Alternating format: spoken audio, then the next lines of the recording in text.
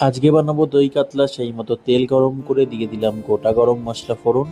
তারপর ওই তেলেই ভেজে নিলাম একটু পেঁয়াজ, তারপর আদা রসুন পেঁয়াজের পেস্ট দিয়ে দিলাম। পেস্টটা ভালো মতো দিয়ে নেড়ে ঠেড়ে সেটা থেকে তেল ছেড়ে আসলে দিয়ে দিলাম আগে থেকে পেস্ট করে রাখা কাজু আর পোস্ত। সেটা দিয়ে একটু পরেই দিয়ে দিলাম টক দই আগে থেকে ফেটিয়ে রাখা। টক দইটা দিয়ে ভালো মতো কষানোর পর দেখতেই পাচ্ছ গ্রেভিটা যেই একটু শুকিয়ে শুকিয়ে এসছে, তারপর দিয়ে দিলাম হালকা পরিমাণ মতো জল।